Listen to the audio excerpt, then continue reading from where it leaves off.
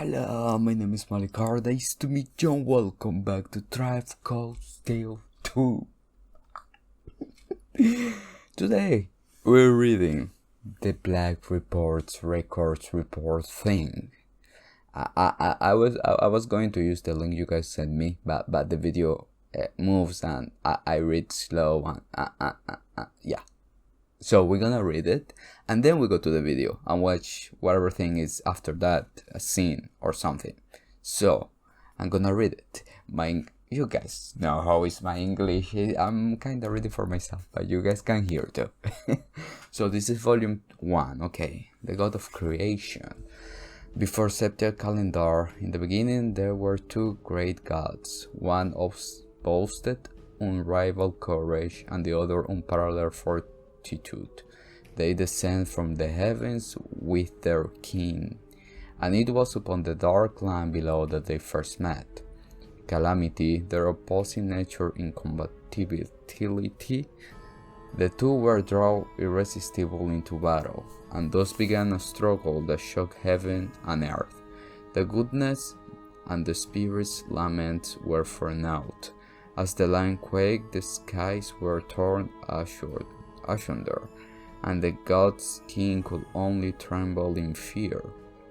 After what seems like an eternity, their clash came to an end, but it was an end of mutual defeat.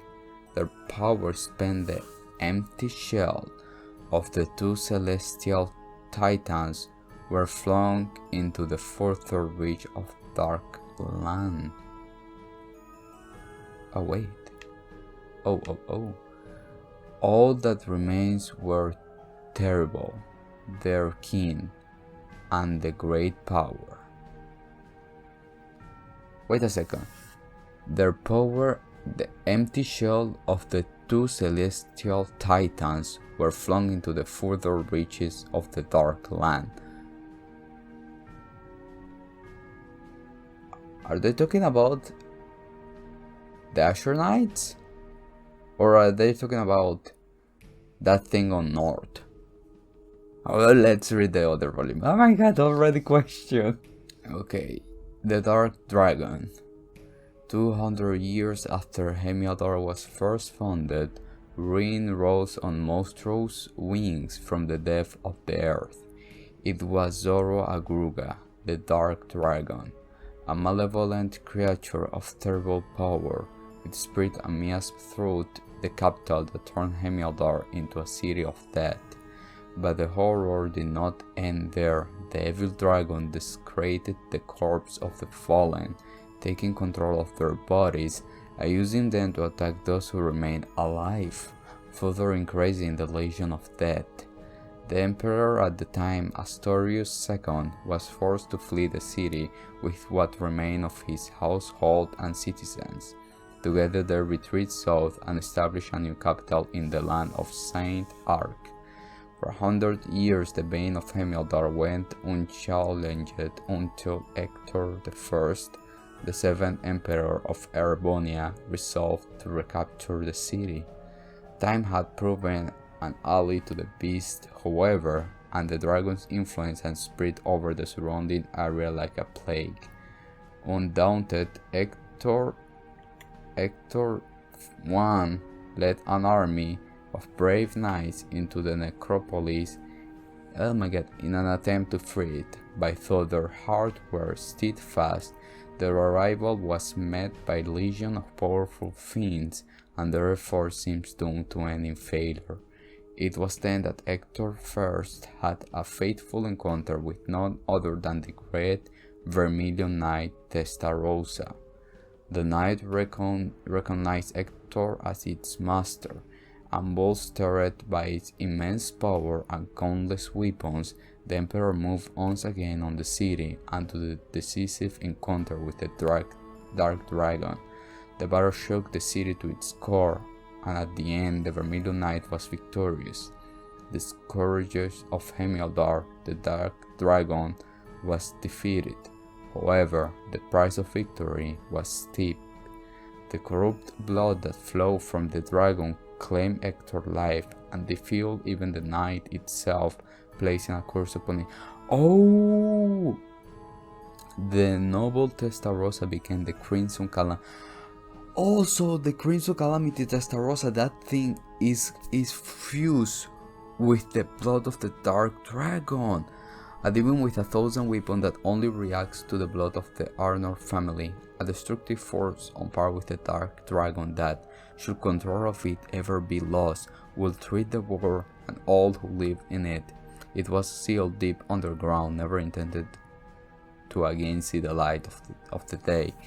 Meanwhile, a new city rose from the ashes of the old, and people once again began to gather in Hemildar.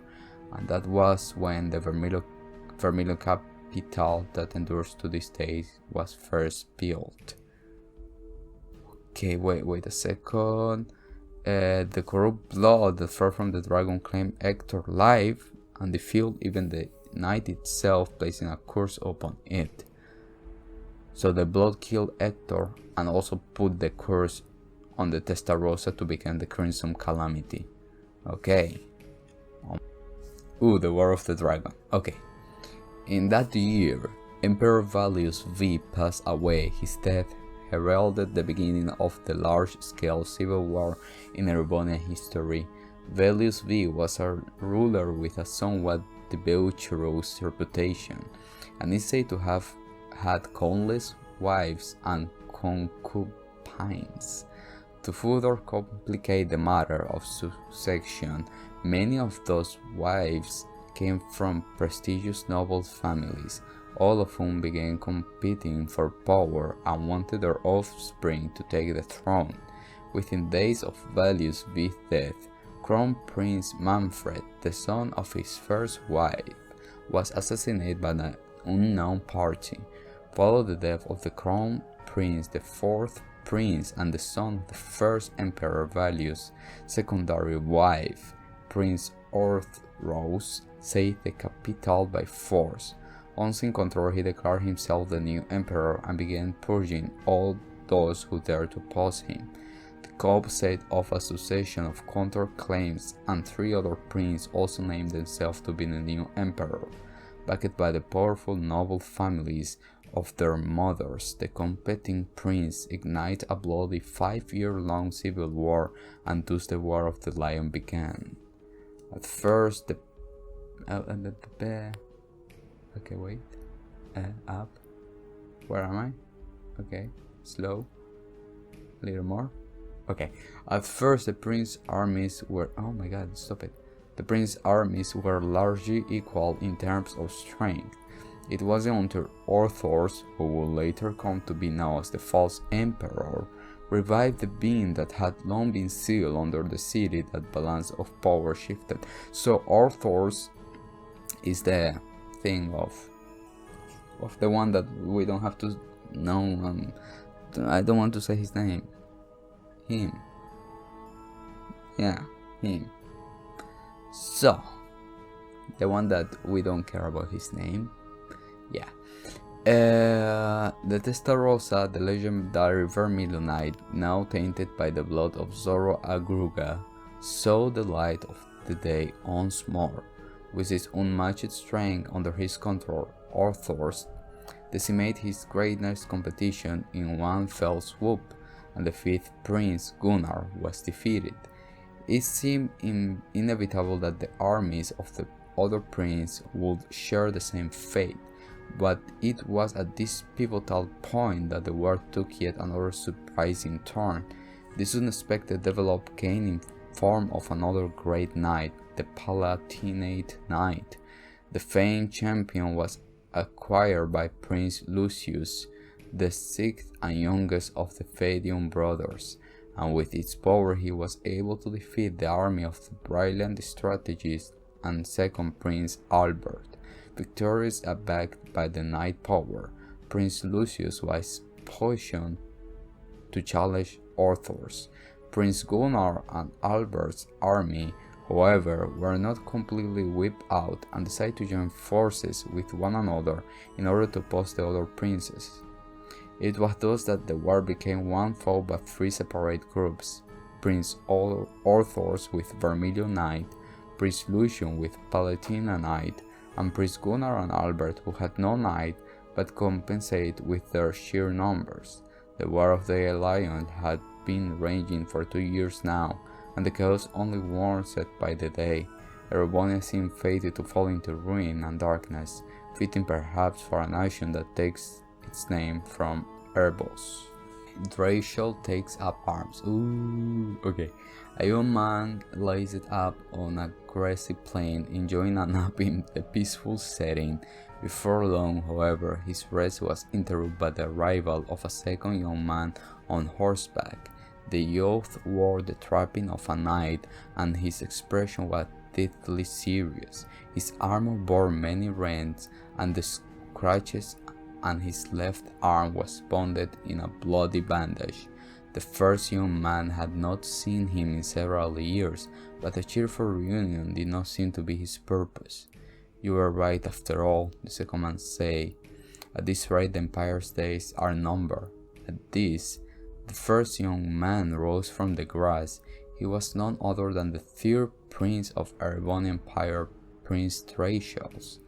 As a man with no claim to the throne due to his commoner mother, and shunned by other high-born princes, Draciel had long since left Erebonia behind, wandering from place to place and whittling away his days. 3 years prior he had reached the land of North, where he had remained ever since. Though left to his own devices since childhood, his nature was noble, and he was quickly accepted by the people of North and lived peacefully among them. But while he had left his homeland, he had not truly abandoned it in his heart.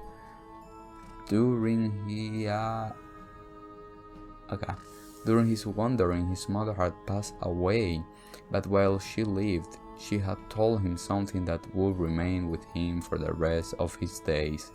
"The blood flowing through you will not allow you to turn your back on the Empire's suffering." Prince Draciel had turned those words over in his head again and again. What could a powerless vagrant like himself truly hope to do? The night's arrival, however, signified two things: that the war continued to worsen, and that Erebonia was on a certain path to ruination. His mother was probably correct. Hearing the knight's words, he decided that enough was enough. He could ignore the pain of his countrymen no longer. That knight initially was called Roland. He was a childhood friend of Draciel and was his confidant. He was also the man who Draciel had left in charge of things in his place before leaving the country. Prince Draciel set about preparing to depart, but before he could finish, he was met by several of the tall knights of North, their cross-shaped spears in hand. They too were close friends of Draciel, and they volunteered to accompany him and Roland, fearing that the two men alone would not stand a chance. The next morning, the prince departed the village, mere 17 men under his command. They bade farewell to the people of the settlement, and its elder wished them well. "May the winds and the goodness be with you. Bless them. Fortune favor you all." The war comes to an end. Prince Draciel's opponents were the armies of the 4th Prince Orthrons and his Vermilion Knight, 6th Prince Lucius and his Palatinate Knight, and the combined force of the remaining princes, Gunnar and Albert, who had legion of magic golems under their control. Yet it was he, the illegitimate son of a commoner and latecomer to the war, who emerged triumphant. His victory did not come without losses, however. During his return to Erebonia, Roland fell in battle.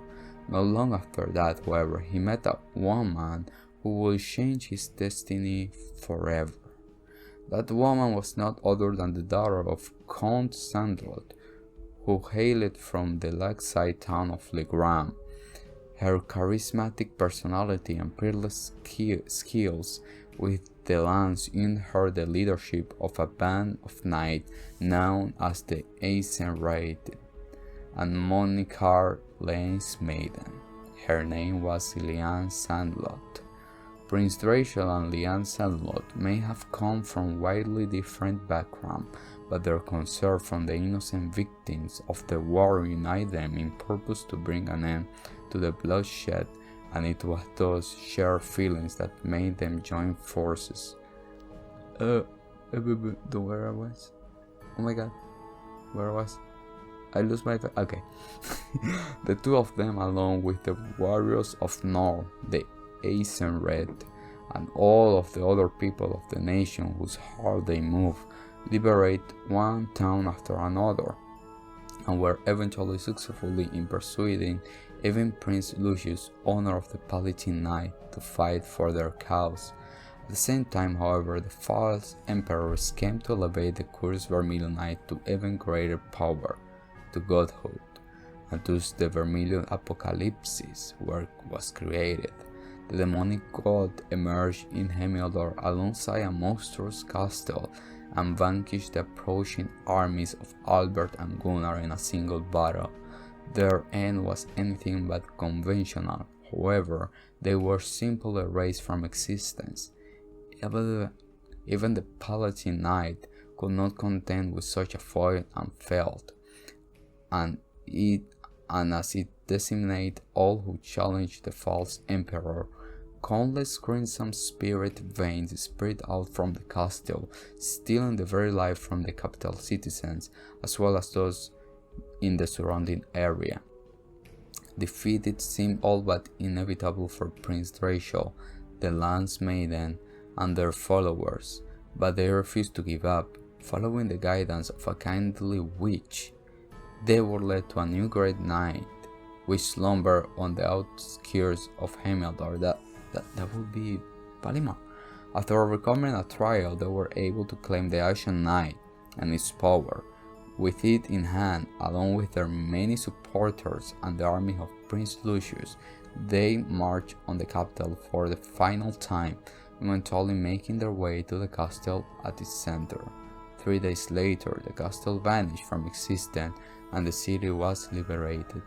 Okay, so we got the origin of the Vermilion Apocalypse. We got how Dreshal met the Lance Maiden. What about those two gods? Like their empty shells or their empty bodies fall upon the earth. No, they are not. There were two, right? Are those the... Is that the thing on North? The gigantic statue? No? It will be explained later. If it is gonna be explained later, don't tell me. Okay? Okay. I'm like la la la la la. Okay, now let's see the scene of Thomas.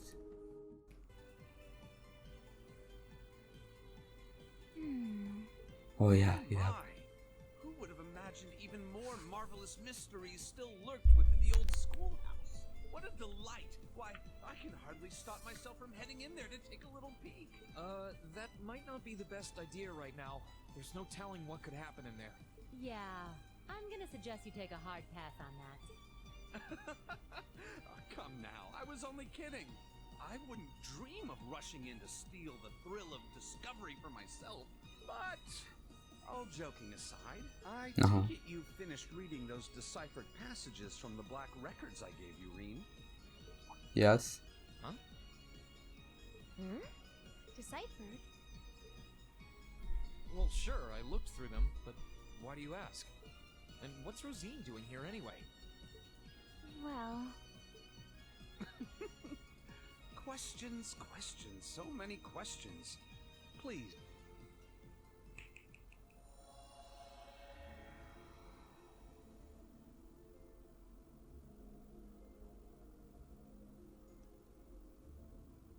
What? What's going on? This is just like when I called out to Valimar that first time. To put it simply, I've created a partition of sorts. The three of us standing here within are the only ones who can even sense it. Meanwhile, those outside remain blissfully unaware of its... Is he from the church? I'll admit, for a moment there I was worried that Emma and Celine might have noticed something amiss. But it seems I've still got the touch. Just who the hell are you? And you too, Rosine. Oh, he's from the church, right? All of a sudden. Starting off with the basics, I see. Perfectly fine by me. Who the hell am I indeed? My formal ties are to the Septian Church, as a member of the Gralsritter. Second among the Dominion, in fact. I stand at the right hand of our leader, and am known by some as but you already know my real name, of course. I've never hidden that from you. I am and shall always be Thomas Lysander. I'm a squire, tasked with supporting him in the execution of his duties. You could say I'm an apprentice knight of the Gralsritter. Hold on. What? What? Gralsritter? Do they have something to do with the Congregation for the Sacraments Scarlet was talking about? That they do, Reem. We're a secret sect of the congregation, an unseen face. Our organization's existence isn't known to the wider world, nor should it be. Every purpose is to gather and seal away dangerous artifacts. Wait, there is an artifact. It becomes necessary to undertake covert operations like this one. I guess I shouldn't be surprised. To be honest, I felt like there was something off about you for a while now. You were able to decipher the Black Records for one. Your knowledge and abilities go way beyond the average instructors. But even still, I never would have guessed you were connected to something this large scale. And with all that in mind, why tell me all of this now? Have you finally decided to step out from the shadows and interfere? That's not quite it. Because there's no artifact. Thought, Reem. What happens in the old schoolhouse is out of our jurisdiction. Always has been. Oh. The way things stand brings to mind a few parallels with Liberal's Phantasma trouble, but I doubt this is nearly as dangerous. After we're done here, I'll be glad to let you tackle that on your own. Me, I'm only here for a little talk with you. After all, you are an Awakener, possessor of a fragment of the Great Power. And that means we have matters to discuss. Okay. This is no surprise, but the trouble facing this land is far from over. It may seem to have passed for now, but this peace is merely a simple respite. The most crucial moment stands silent in the wings, waiting to unfurl before us. The Chancellor never stops spinning his webs, and while he may have repelled Ouroboros for now, they will be back. Mark my words. Oh, we know that. I have a doubt in my mind that you'll have an important role to play in what's to come. That's why I thought it would be worthwhile to make a formal introduction and ask for your cooperation. So, what say you? Sir, if I may, you might want to ease him into this a little more gently. It's quite a lot to take in at once. No, give me everything. I want you to know we're not here to scare you or to make an enemy of you. We don't mean to pressure you into a response either. For now, our intent is just to remain here and keep an eye on things. So if there's ever anything you need our help with, we're here for you. Just ask and we'll do whatever we can. Thanks, Rosine. You're right, too. This is a lot to take in at once. I'm not really sure how to respond. Guess at the very least, I can tell you're not my enemies. But by the same token, that doesn't necessarily make you my allies either. So, no promises. I understand completely, Reem. And for the time being, that's perfectly fine. But to return to an earlier topic, those black records you found are actually of particular interest as historical artifacts. As far as I can tell, their purpose was to record the true history of the... Wait, they are an artifact. Given that recovering artifacts like those is our job, well, if you happen to find any more... The black records are artifacts. Would you? I'll give you transcripts of everything I can decipher, of course. Given what you've read so far, I'm sure you must be curious. We sure? Some thought.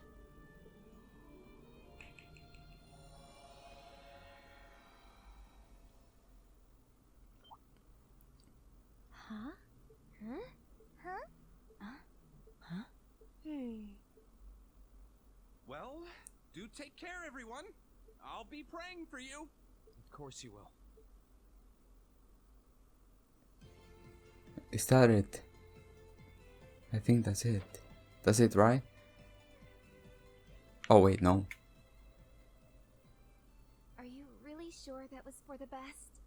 I'm afraid you might have made him even more wary of us. Oh, that was exactly my intent. I need him to start acting with a little greater awareness of his place in a world that's more precarious than he takes it for. That is, if we intend to unravel the mysteries of the two septarians that once graced this hallowed land. And beyond that, the secrets of the system fashioned by the witches and gnomes. The 7 divine knights. The 7? How many they are? Osborne being dead set on locking down our activity certainly doesn't help matters either. The Roaring Lion should be able to take care of Western Erebonia on his own, but there's certainly no harm in working to strengthen our foothold on this side of the Empire as well. Our work will not be easy, Rosine. Be mindful of that. Yes, sir. Well, if you'll excuse me, the children are waiting.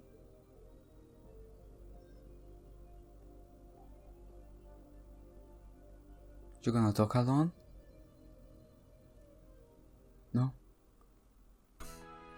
I swear, when he opened his freaking eyes like a crazy person in the battle when we went into the Vermilion Castle, and everybody was like, there's something fishy about him.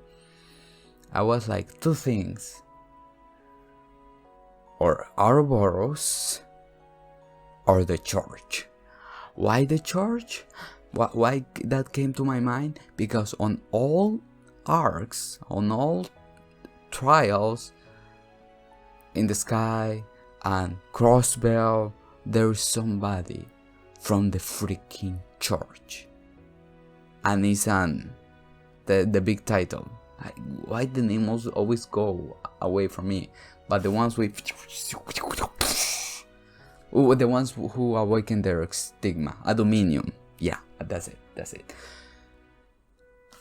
In the sky we got, I'm like, don't say the name. I mean, I know the name, but if somebody haven't played Sky, I don't want to spoiler. The green color hair, you know. Yeah. In Crossbell, we got the green color hair. Oh my god, they both got green color hair? Yeah. Yeah, so in Crossbell we got another one, right? The other green color hair one. Not saying names, in case nobody has played Crossbell. I'm gonna go play Crossbell later on. I don't want to say the name of the person. The thing here is that, yeah, I was like, on all the trials, there's somebody from the church. Here must be somebody from the church. Bingo. And the freaking black records are an artifact. And what he meant 7 divine knights? There are 7. We got 1. We got 2. We got, I think, 3 from the Grand Castle. That we don't know who awakened that. We got 4 if we count the Apocalypse. So there's still 3 out there. Wow. Okay. So he gonna play a role in Cold Steel 3. That's what is my feeling of. So yeah, guys, this will be the last bit of Thrive Cold Steel 2. Now we're ready for 3. If everything goes well, and if my neighbors doesn't want to do a party tomorrow, Cold Steel 3 will start tomorrow. I'm really wishing they don't do a party. Like, please. Oh my god, don't do a party. Today is Friday, the day I'm recording this, and they didn't do a party. I got the feeling they're gonna do a party tomorrow. So in case there is no Cold Steel 3 the next day, it's because of that. I'm just telling you guys that. So yeah, so guys, thank you so much for watching. And see you in Thrive Cold Steel 3. If you guys want. I don't know.